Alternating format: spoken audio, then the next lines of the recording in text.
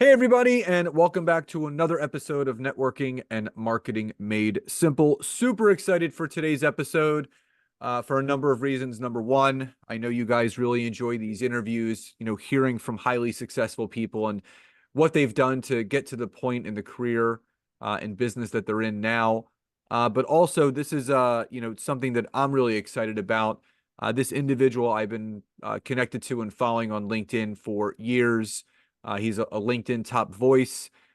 He's got one of the largest followings. He's in the top, I don't even know, 0.5% of followings on LinkedIn. He's inspired my wife, and he speaks on a topic that I feel deserves more attention. And it actually, is very appropriate that we're having this conversation because his first book in the last 10 years just released. It's called Emotional Intelligence Habits. And obviously, where you can get the book, where you can learn about it, find it, purchase it, dive into it, obviously will be in the description of this episode, and obviously the email that you received to listen to this episode. So I don't want to steal any more thunder from our guest today. So Travis Bradberry, welcome to today's episode. Thank you. Thanks for having me. So before we talk about all things the book and obviously emotional intelligence itself and the habits behind it, obviously you have a storied career. This is not your first book on emotional intelligence. Obviously, your first one was written a decade and a half ago. If you could rewind the tape and press stop at a certain point in your journey that you feel was really that pivotal moment or that light bulb moment for you that kind of turned everything on for you to lead you down the path that you've been on now for nearly 2 decades, what was that moment for you? Wow. I mean, I've always been very entrepreneurial minded. I was in third grade, selling my old Hot Wheels at lunch. In sixth grade, we had a gum racket where my friend's neighbor had this gum from the Middle East called Fresh Lime. You couldn't get anywhere else. So we would sell it at school and kids would go nuts for it because they couldn't buy it at the store. So that's always been an itch that scratched of mine. And, I started a business at a pretty young age. I was in grad school. I was about 24 when I started Talent Smart. But I think a big pivotal moment for me was the idea to write books. I guess I'm a big reader, sort of online research articles type. I'm not a big novel guy. And so I didn't really see myself as being a book author. I had a friend my company started by developing assessments. Our emotional intelligence assessment was really popular. And I had a friend that wrote a book with Ken Blanchard. And he's like, look, and he had a business consulting practice like ours. He said, look, this is the way to go. This is how you build your brand. So I went on that journey and it's been very fulfilling for me. I really, really like the idea of capturing your ideas and putting them out there and seeing how people respond to them. Every small amount of interest is valuable. And then if you have one like my last book that, sold 3 million copies, it's super rewarding. So yeah, I think that was the spark. Yeah. And my wife released her first book last year. I'm working on my sixth that's coming out later this year. Nice.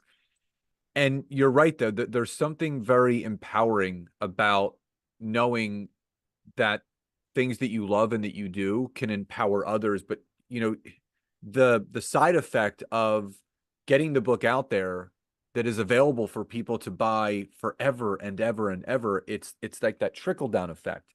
Now, emotional intelligence is something that my wife and I are familiar with, but a lot of people aren't. So let's break down, I guess, in very, very plain science for people, the idea or what emotional intelligence actually is, and when harnessed, when recognized, how could it benefit not just your life, but your business as well? Yeah, well, emotional intelligence is it's your capacity for understanding emotions in yourself and others.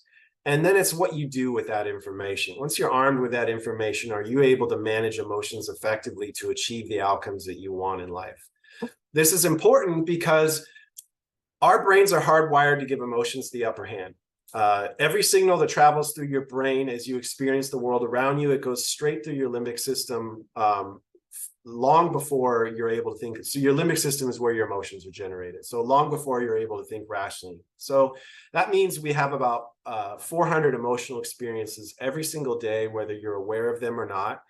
And what we found is that people who are emotionally intelligent, who are aware of these emotions, tend to be more effective because they then are driving the bus, so to speak, as opposed to having this blind eye to all this feeling that's driving their behavior.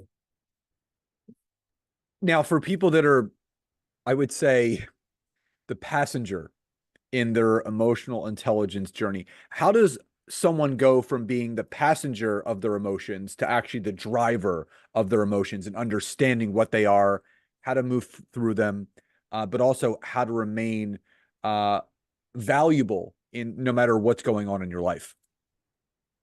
The way you move from being a passenger to a driver is by leaning into the discomfort that comes with increased self-awareness. Inevitably, as things come to your attention that you're not aware of, it stings. It just does. It's uncomfortable. You feel kind of stupid. Like, why am I doing this? This is such, it's such a small thing, and I'm having this outsized reaction to it, and it makes you feel like it's uncomfortable. So the mental shift that happens once you understand that discomfort is enabling you to improve your EQ, that really gets people leaning into it, and they go, oh, okay, I'm going to seek that discomfort out, because that's the only way I can have the knowledge to change that behavior. What inevitably drew you to emotional intelligence? Because again, you've written multiple books on it. It's a passion of yours, and it's something that you speak about, you talk about. What was that driving force that really kept pushing you towards not just understanding your emotional intelligence, but once you understood it, once you harnessed it, I want to teach this. I want to talk about this. I want to educate people on this. What was the driver for you? Yeah, for me, it was that discomfort. I kind of love it. I when I was an undergrad, one of my professors went over Peter Salovey from Yale, his research on emotional intelligence, which was brand new at the time. And I just realized, wow, I didn't learn this growing up. My mom grew up on a farm. It's like pull yourself up by the bootstraps kind of mentality. Like, not that we like completely ignored feelings, but we didn't spend a lot of time thinking about them. So that just was like really eye-opening for me. So, I was young, 19 or 20 years old, starting to study this. I was only at university for 3 years. I graduated early. So I was starting grad school at age 21. And in grad school, you dive into, you choose your own research path. And I chose emotional intelligence. So by the time I graduated, it was a dual PhD program. So it took 5 years. I had started a business. I had validated an assessment. I had done all kinds of research on emotional intelligence because I was really passionate about it. So, you mentioned earlier on that you were very young to the game as far as being a business owner, being an entrepreneur. You started your first business while in grad school at 24, a year before you even graduated. A lot of entrepreneurs listen to this podcast, and obviously, I always cite Darren Hardy, who wrote The Compound Effect, but also The Entrepreneur Roller Coaster, because there are a lot of ups and downs. Looking back on that journey of your Talent Smart company that you had for nearly 20 years, what were some of the biggest challenges that you faced as an entrepreneur and as a business owner that you necessarily, and again, I think maybe being as young as you were played to your benefit. I started my first business at 19.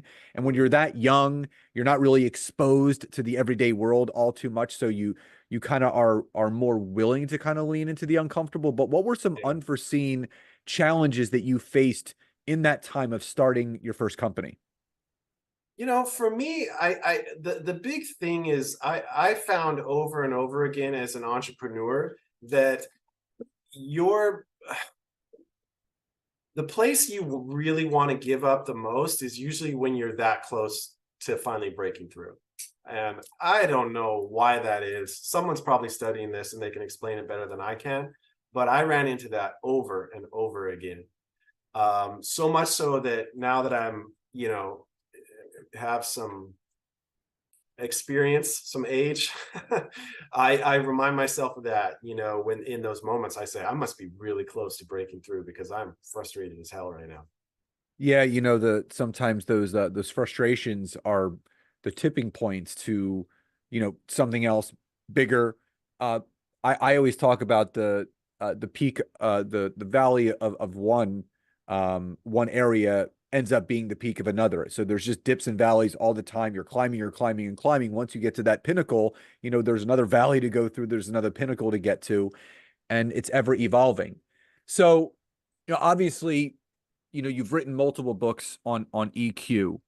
Um, writing a book is not for the faint of heart.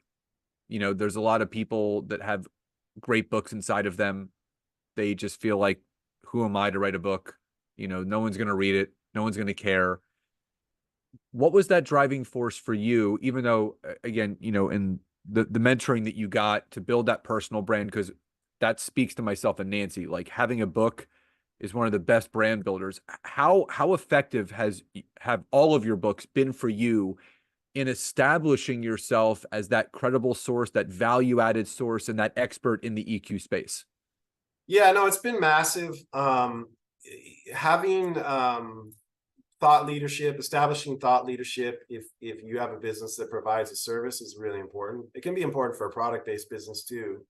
But for us, it started with the assessment. So and that assessment actually comes with my book, Emotional Intelligence Habits. You get a passcode to take it.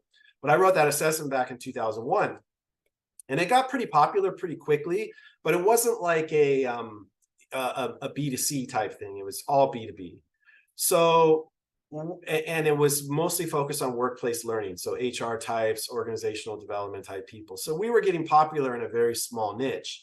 What a book does is it lets you get popular in a much larger niche. And that allowed us to get that sort of B2C connection.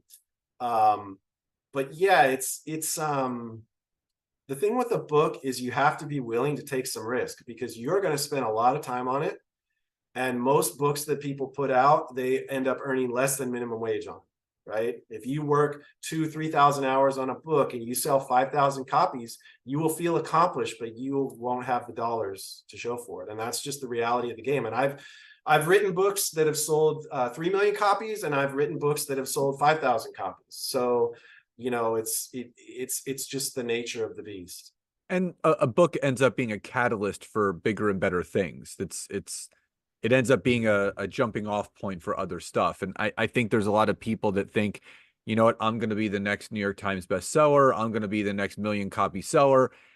To your point, a lot of things have to happen at one time for that to happen. And that's not to say the book that you wrote that only sold 5,000 copies, that's not to diminish the value that's in that book. It's just there's a lot of people writing books, and you can't control what the marketplace has and whose hands it's going to get in. But to your point, it ends up being something much greater later on, because for the amount of people that start a book and don't finish it, there's a greater amount of people that are in that space than the ones that actually follow through and put it out there. And it is an accomplishment. Once that book is published and it's out there, it is something very much to be proud of. Now, something that I was curious about is you mentioned that right before we jumped on that it'd been about 10 years since you've released a book. And for me, I do a lot of LinkedIn consulting, and I do a lot of LinkedIn education, building your brand on there. And I made it a goal of mine to release a book, every 2 to 3 years, just to stay up to date so I'm relevant. Obviously, a lot has changed in the EQ space since your first book.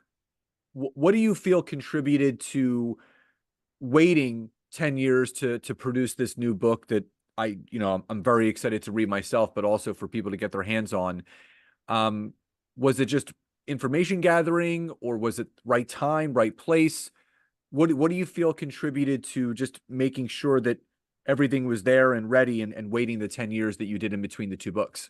Yeah. Oh, I think a lot of it has to do with when you write a book that's sticky and it sells well, the smartest thing you can do is focus on selling that book and not on writing another one. Not that you shouldn't write another book, but you need to give it its due course. And I don't know that I'm kind of a free thinker. I don't necessarily lean on other people real hard for advice, but this was some advice, really great advice I got from Ken Blanchard at a young age. He wrote a book called The 1 Minute Manager in the 80s. It was his first book. It sold like millions and millions and millions of copies.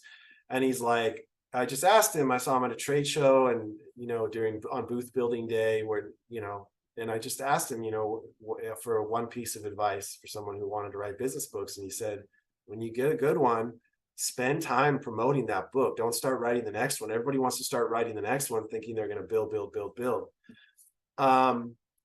So with the book I wrote in 2009 was, I think, my fourth book, and it sold really well, better than anything else. And I think I waited 3 years and I wrote another book, but not about emotional intelligence, about leadership. And it did all right. I mean, it sold, I don't know, a couple 100,000 copies. It's not bad, but it's not at the same level. So I thought, you know what, I need to just go back on focusing on this book. And that was 2012. But I feel like this is kind of a long-winded answer. But in 2014, I got invited to join the influencer program on LinkedIn. And every article that I wrote was getting hundreds of thousands, if not millions of reads. So I completely shifted gears and I focused on writing articles.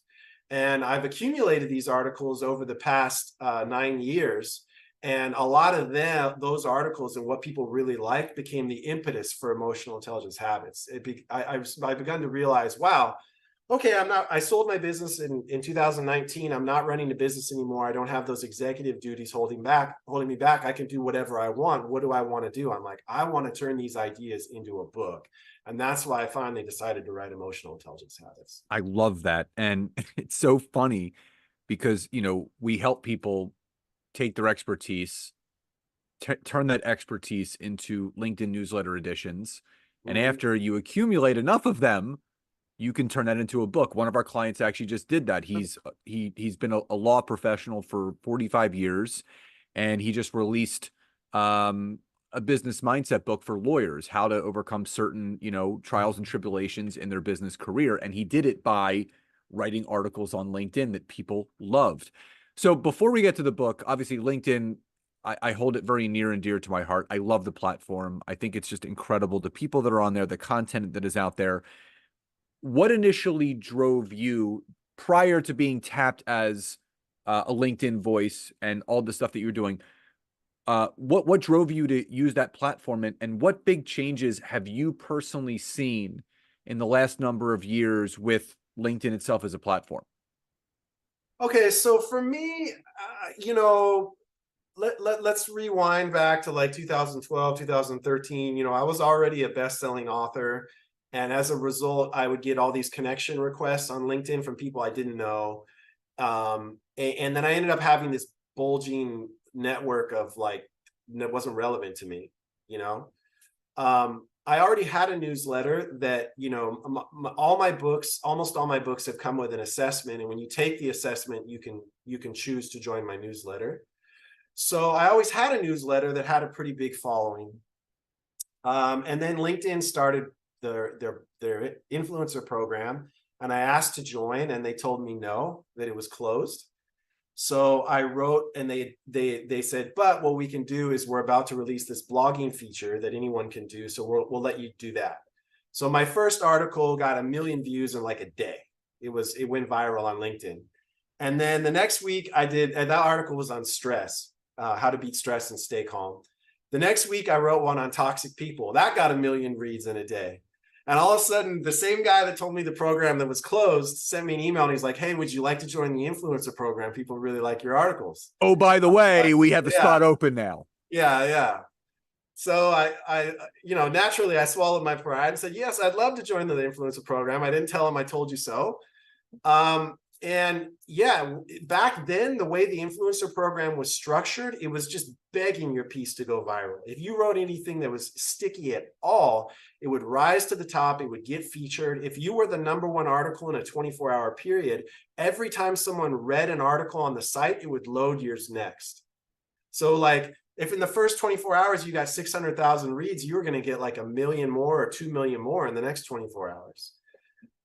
So for me, I just became completely focused on that. I was writing 2 new articles a week, and these articles are pretty time consuming, to really try to do 800, 1,000 words, how to research driven. It's not easy. And I got really into it, and I built a pretty big following. And that's sort of how I mentioned earlier, where I got kind of distracted by LinkedIn. That's how it happened. So let's talk about the new book because, obviously, I've already pre-ordered a copy for myself and my wife, which and I want my whole mastermind to read it because I think it's really important for people to understand it. Let's talk about some of the EQ habits that are talked about in this book, because again, I still feel that EQ is to some entrepreneurs, to some business owners, it's still an anomaly. They're not really quite sure what it is. Obviously, it's understanding your emotions, how to handle them. But what are some of not without giving away all the keys to the castle, what are some of those habits that you talk about in the book that people can start leveraging right now in their everyday life to better manage their emotions, where they can be more productive in every facet of their life? Yeah. So, the book does introduce you to emotional intelligence and what the 4 skills are, self-awareness and self-management, social awareness and relationship management. It spends time on that and making the case for why emotional intelligence is such an important skill set, why people who are higher in EQ tend to outperform those who aren't. But that's like 10% of the book.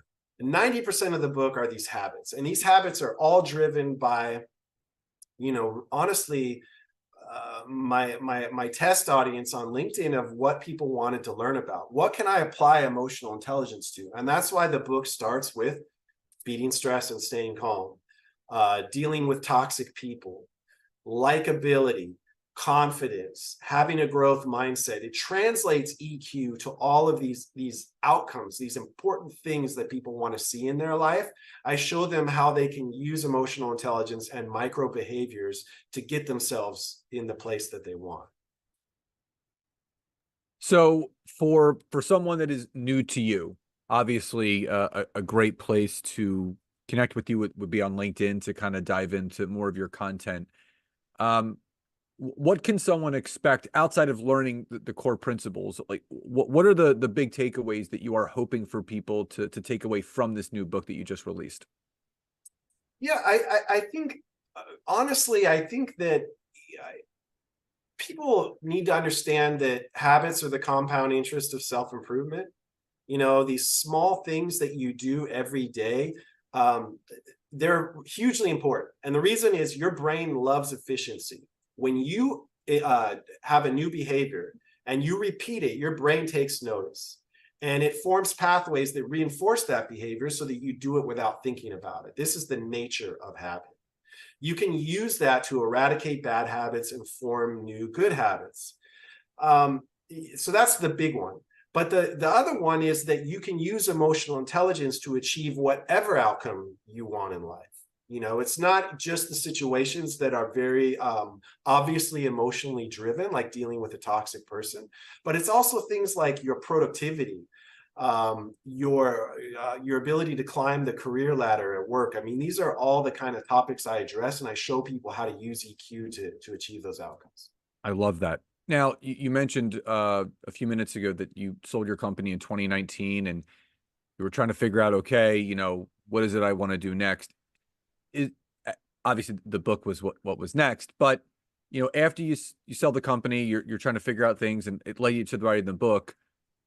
Is there anything that you've experienced since selling the business where you're not running a day-to-day business anymore like that you, I don't know, you have found helpful, or maybe you were unaware of, that was going to kind of bubble up after selling the company and having all this time? Was there something that populated during that time period? Oh yeah, absolutely. Having a successful business is such a privilege.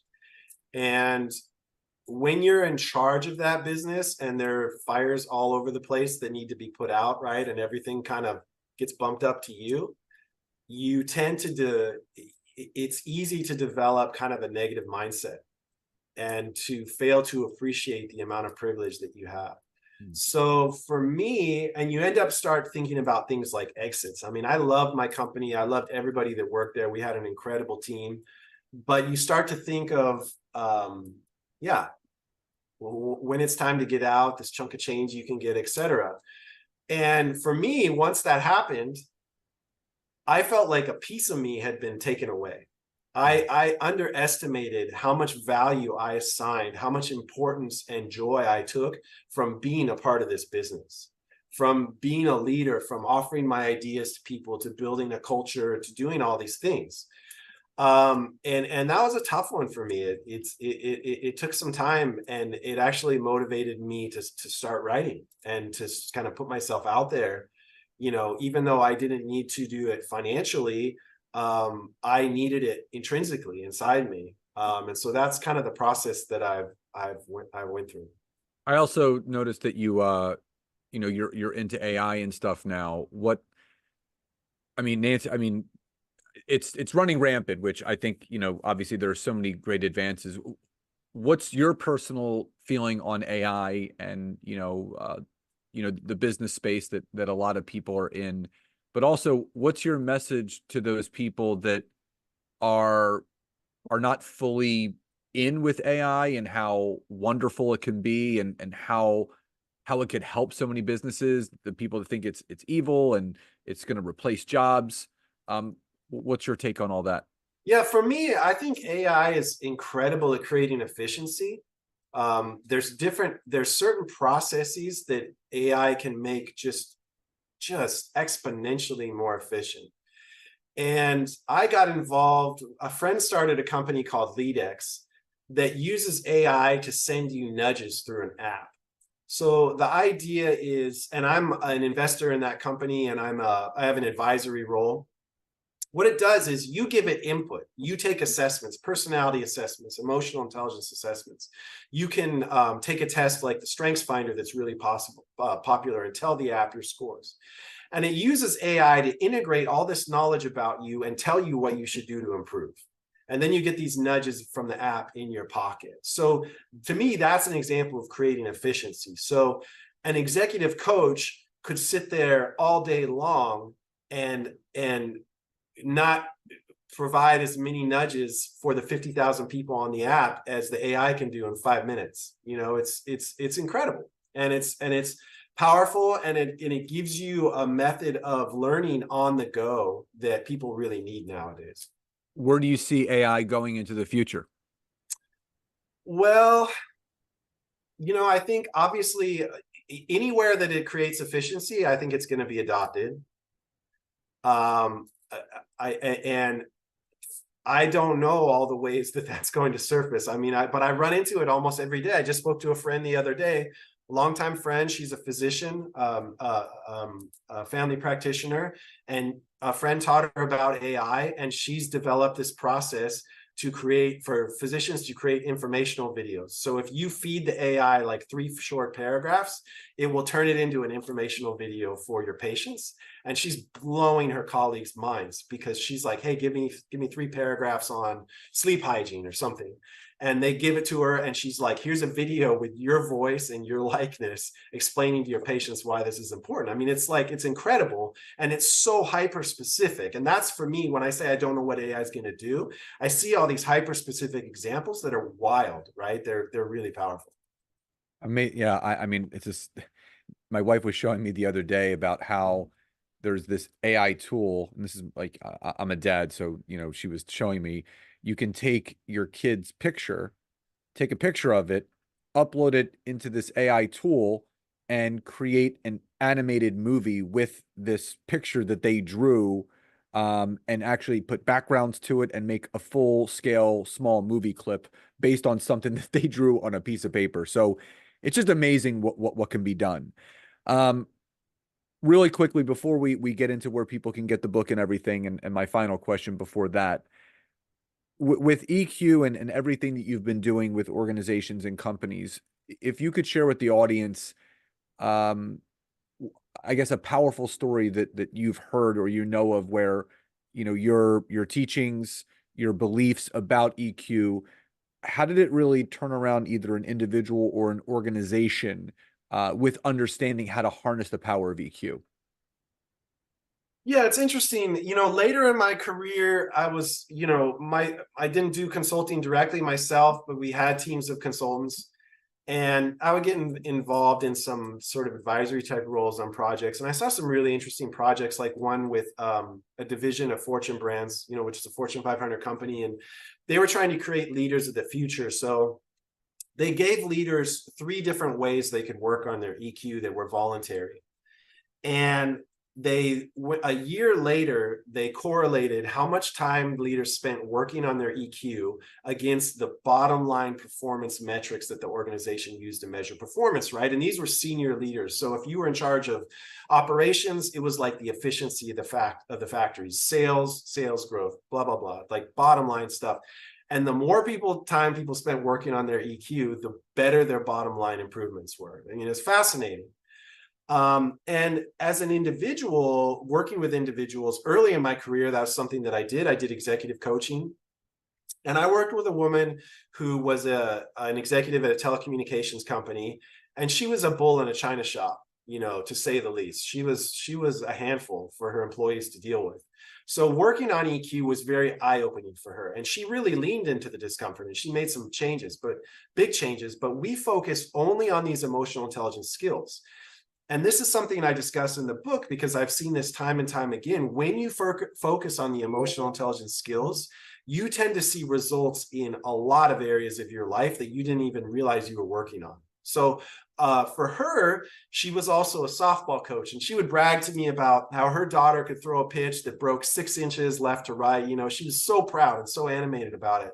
And she comes into her coaching session and she says, tell you what, I'm standing there behind the fence in the dugout, and one of the dads comes up to me and he says, you're getting coached, aren't you? And you got 360, aren't you? And she said, yes, I'm working with an executive coach. We've done the 360s. He says, I can see it. Your approach to the girls is entirely different. It's more collaborative. You're creating buy-in instead of barking orders at them. He's like, keep up the good work. And we never discussed her coaching skills. We only focused on EQ and her leadership skills in the workplace. So that's one of the benefits of these 4 skills, right? Emotions, 400 emotional experiences every single day. When you master your emotional intelligence, it trickles into everything that you do. Oh, that is so cool because it's something obviously you should probably never realize, but when you're understanding your emotions, you realize, to your point, 400 emotional experiences a day. If you learn how to really cope and master those emotions and those experiences, to your point, it affects your personal experiences, your professional experiences, your relationship experiences, all of those things. So, so much value in this short episode. And Travis, before I get to my final question, obviously we've been talking about the book. What's the best way for people to connect with you, get their hands on the book, and learn from you further? Yeah, if you want to get the book, if these ideas appeal to you, I'd love for you to read it. It's on Amazon. It's finally 50% off. They're real slow with their steep discounting now, so we're finally 50% off, under $20. And then of course on LinkedIn, I post 2 articles a week, writing about emotional intelligence and similar topics. So if you want to look me up there, I'm Dr. Travis Bradberry, and you can join my newsletter, and you'll get new articles all the time. Awesome. All that information obviously will be in the description of this episode and the email that went out to announce this amazing episode, and obviously on social as well. Travis, final question before we sign off. What does success truly mean to you? What does success truly mean to me? It's certainly the ability to be able to do what you want. That's a big thing. But I also feel like achieving goals is really important. I think that, having some big audacious goals that you want to achieve, knowing that you're not going to achieve all of them, doesn't diminish the satisfaction of those that you do at all. Awesome. Yeah, it's sometimes you have to have that North Star, you have to have that compass, and you got to realize that the only way to succeed is to fail first. And again, to your point, you're not going to achieve everything, but if you do create and have that forward thinking of those big, hairy, audacious goals, you'll be amazed at what happens. So Travis, I just want to thank you again so much for being here today. Much continued success in everything that you're doing, and congrats on the new book. Can't wait to get my hands on it myself and my audience. So thank you again for being here today. Thanks so much. So everyone, as always, wherever you're listening this to and from, leave us a rating and review. Let us know what you loved. Reach out to myself or Travis. Let us know what you thought about the episode. So everyone, please enjoy the rest of your days.